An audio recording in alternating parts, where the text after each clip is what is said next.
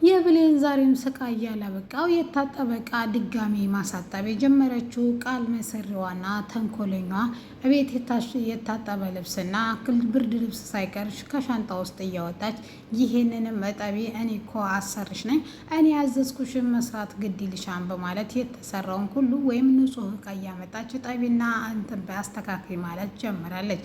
ዛሬም ብሌን መሄድ የምትፈልግም ነገር ግን ከእናቷ ጋር ተመሳጥራ እንደዚህ ያደረገችኝ እናቴ ወደ እሷ ቤት አልሄድም በማለት ቃልን ተቋቁሜ መኖር እችላለሁ በማለት ራሷን የዚህ ሁሉ ከመከራ ውስጥ አገፍጣ መኖር ወስናለች። ሰላምዬ ጸጸቱ ከውጭ ቢገላትም ነገር ግን ምንም ማድረግ ካልቻለች እባክሽ አንቺ ይሄ ሁሉ ስቃይ ሲደርስብሽ ማየት አልችልም፣ እባክሽ ስራ ልቀቂ ስትላትም እሷም አልለቅም እባክሽ እትዬ ብትላትም እሷ ግን ግፍ እየሰራች ልጇ ዝም ማለት እንደማችልና አንቺ ደህና ህይወት እንደሚገባት እሷ ደህና ህይወት እንደሚገባት ተነግራታለች። አሰላሙ አለይኩም ወራህመቱላሂ ወበረካቱ። ውድና የተከበራችሁ የፍቅር ጎጆ ቤተሰቦች እንዴት አደራችሁ? እንዴት ስዋላችሁ? ሁላችሁንም በስንት ሰዓት አቆጣጠራችሁ ሰላም ብያለሁ። ዛሬ ይዤላችሁ የመጣሁት አደራ ድራማ ክፍል 57 ነው። እነሆ እንድትከታተሉ ይጋበዝኳችሁ። ሀሳብ አስተያየት ካላችሁ ኮሜንት ሳጥን ላይ ያስቀምጡልኝ ማለት ነው። ገነት ድንገት ውሃ እንደደፋችባት የደረሰችው ገነት ምን ነው ማን ነው ስትላት እናቴ ማንም አይደለም እባክሽ ከዚህ ሂጂ ስትላት ሰላምዬም በጣም በተናደደና በስሜታዊ መልኩ ምን ልትሰሪ መጣሽ አንቺ ማፈሪያ በማለት ተሰድባት ጀመር። ሰላምዬ ይቺ ባለጌ ልጅሽን የምትልሽን ሰምተሽ ነው ብትላትም ልጄን ማነሽና ነው አንቺ ባለጌ የምትይው? እኔ ብሌንን አክብሬ ነው እንጂ እጅሽን ይዤ ከዚህ ተቤት አስወጥቼሽ ነበር ስትላትም እሷም ለልጄ ብለሽ ምንም ነገር የምትይው ነገር የለም ያጠፋሁትም ፊት ለፊት ነገርኝ ወይዘሮ ሰላም በማለት ወይዘሮ ገነት ጥፋቷ እንዲነገራት ትጠይቃለች። እሷም አንቺ ፍርፋሬ ፈልገሽ ነው የመጣሽው እና በዛ በጨለማ እንዴት ልጄን ታስወጫታለች? ሴት ልጅ እኮ ናት። እንኳን ለራሴ ልጅ ያንቺን ልጅ ራሱ ቅብርር አድርጌ የማኖር መሆኔን መዘንጋት የለብሽም ስትላትም እሷም እንደዚህ እንዳላደረገችና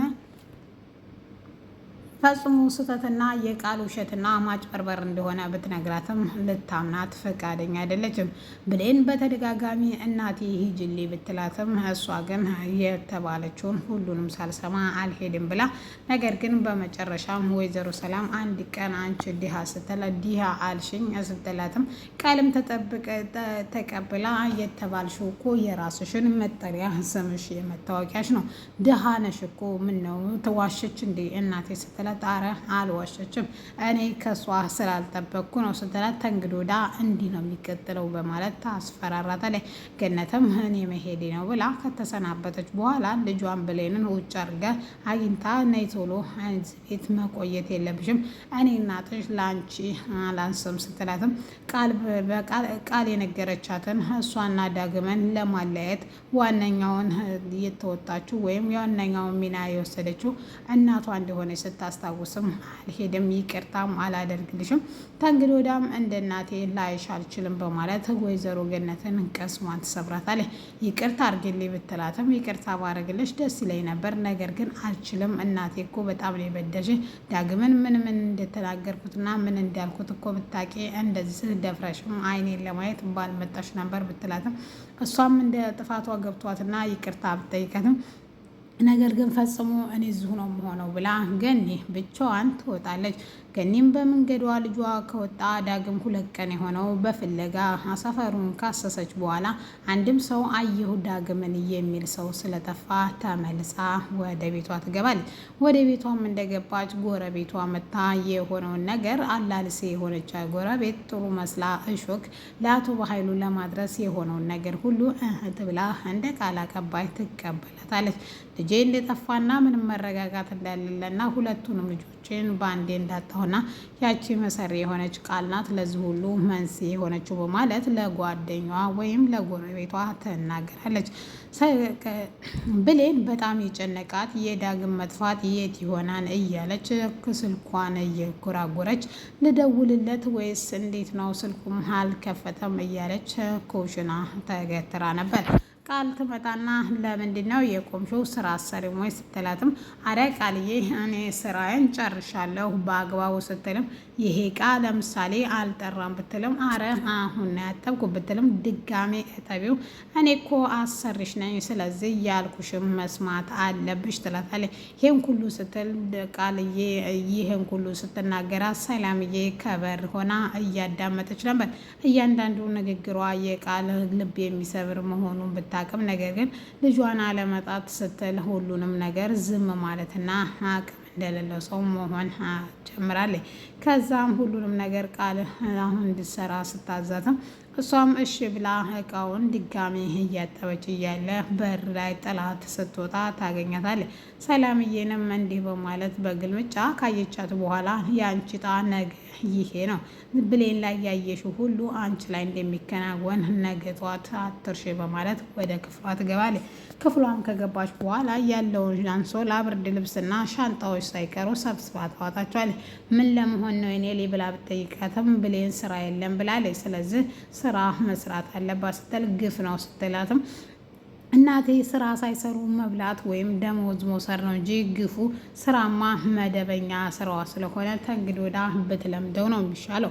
እንደዚህ ነው የሚቀጥለው። ደግሞ ማንቼ ተንግዶ ወዳ በእኔና በሷ መካከል ጣልቃ እንዳትገቢ ተነጋግረን ስትልም እሺ እኔ ብላ በሰላምዬ የተናገረቻት ነገር ልጅ ሁሉ እንዲህ ብላ ብታስብም አሁን ውጭልኝ ብላ ጥላይ ትሄዳለች።